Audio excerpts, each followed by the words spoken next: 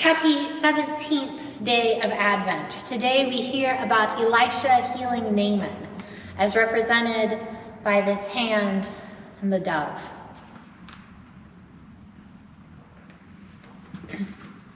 Naaman, commander of the king of Aram, was a great man and in high favor with his master, because by him the Lord had given victory to Aram. The man, though a mighty warrior, suffered from leprosy. Now the Arameans on one of their raids had taken a young girl captive from the land of Israel, and she served Naaman's wife. She said to her mistress, "If only my lord were with the prophet who is in Samaria, he would cure him of his leprosy." So Naaman went in and told his lord what the girl from the land of Israel had said. And the king of Aram said to him, "Go then, and I will send along a letter to the king of Israel." He went, taking with him 10 talents of silver, 6,000 shekels of gold, and 10 sets of garments. He brought the letter to the king of Israel, which read, "When this letter reaches you, know that I have sent to you my servant Naaman, that you may cure him of his leprosy." When the king of Israel read the letter, he tore his clothes and said, "Am I God, to give death or life, that this man sends word to me to cure a man of his leprosy? Just look and see how he is trying to pick a quarrel with me." But when Elisha, the man of God, heard that the king of Israel had torn his clothes, he sent a message to the king. "Why have you torn your clothes? Let him come to me, that he may learn that there is a prophet in Israel." So Naaman came with his horses and chariots and halted at the entrance of Elisha's house. Elisha sent a messenger to him, saying, "Go, wash in the Jordan 7 times, and your flesh shall be restored, and you shall be clean." But Naaman became angry and went away, saying, "I thought that for me he would surely come out and stand and call on the name of the Lord his God, and would wave his hand over the spot and cure the leprosy. Are not Abana and Pharpar, the rivers of Damascus, better than all the waters of Israel?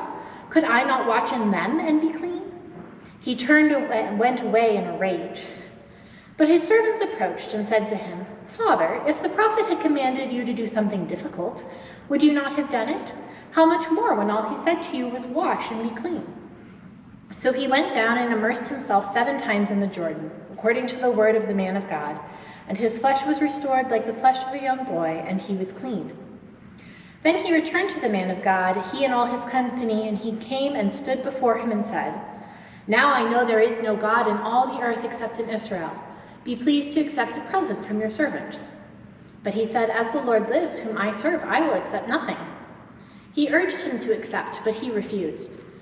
Then Naaman said, "If not, please let 2 mule loads of earth be given to your servant, for your servant will no longer be offered burnt offerings or sacrifice to any god except the Lord. But may the Lord pardon your servant on one count. When my master goes into the house of Rimmon to worship there, leaning on my arm, and I bow in the house of Rimmon, when I do bow down in the house of Rimmon, may the Lord pardon your servant on this one count." He said to him, "Go in peace."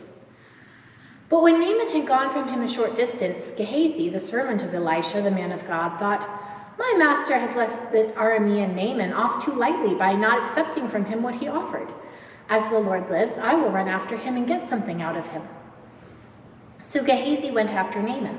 When Naaman saw someone running after him, he jumped down from the chariot to meet him and said, "Is everything all right?" He replied, "Yes, but my master has sent me to say, 2 members of a company of prophets have just come to me from the hill country of Ephraim. Please give them a talent of silver and 2 changes of clothing." Naaman said, "Please accept 2 talents." He urged him and tied up 2 talents of silver in 2 bags with 2 changes of clothing, and gave them to 2 of his servants who carried them in front of Gehazi. When he came to the citadel, he took the bags from them and stored them inside, and he dismissed the men, and they left. He went in and stood before his master, and Elisha said to him, "Where have you been, Gehazi?" He answered, "Your servant has not gone anywhere at all." But he said to him, "Did I not go with you in spirit when someone left his chariot to meet you? Is this a time to accept money and to accept clothing, olive orchards and vineyards, sheep and oxen, male and female slaves? Therefore the leprosy of Naaman shall cling to you and to your descendants forever." So he left his presence leprous, as white as snow. Happy Advent.